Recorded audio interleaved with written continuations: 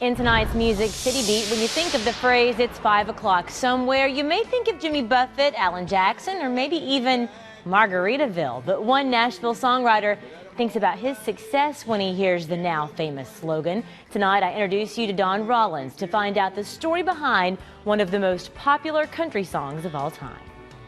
Pour me something tall and strong, make it a hurricane before I go insane. Don Rollins isn't responsible for coining the phrase, it's 5 o'clock somewhere, but he is the man that brought it to life. It's 5 o'clock somewhere. That song is the thing that took it to the forefront. Years ago, Rollins was reflecting on his early days as a band director when he remembered something a coworker would say to him. We used to lock the doors of the band hall every day at 3 and go get a beer, and I'd say, Jim, you ready to go get a drink? And he'd look at his watch and say, well, it's 5 o'clock somewhere. And he said that every day for so long, I think it imprinted. With the title on his mind, in February of 2003, Rollins went into a songwriting session with Jim Brown, who wanted to write a Jimmy Buffett-esque song for an unnamed up-and-coming country star. It was just loosely fiction, you know, and it was just like, hey, wouldn't it be cool if we had a guy that was just so fed up with his job that he went to lunch and decided to drink lunch, and by the way, I'm not coming back to work.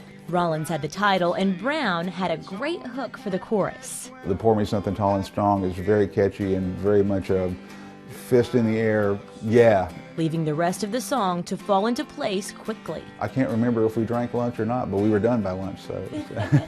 While Buffett's name ended up in the lyrics. What would Jimmy Buffett do?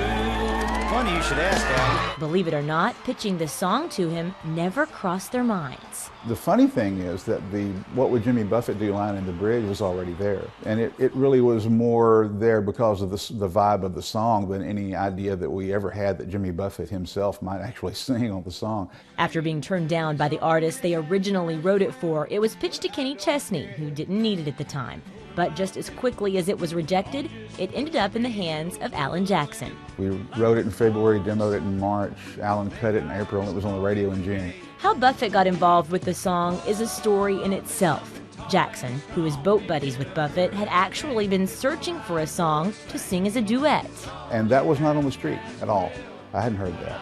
You know, unknowing, we wrote the perfect Alan Jackson-Jimmy Buffett duet. The two took the song to a place Rollins never dreamed. It's 5 o'clock somewhere. Resulting in numerous awards, including a CMA and a Grammy. I have to tell myself still on a daily basis that is not normal. You know, there are people that have had great careers that have been in town 20 or 30 years that have never had a song like that. It's 5 o'clock somewhere also spent 8 weeks at the top of the charts, giving Rollins his very first #1 hit. And I bet you could never guess what he was doing when he got the good news. I was in San Antonio having margaritas.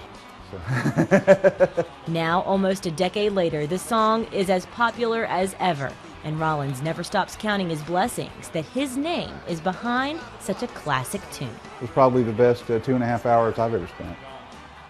Now make sure and tune in every Friday night this month for more story behind the song reports. To see some of my last reports on this topic, just go to our website and type in "Story Behind the Song" in the search box.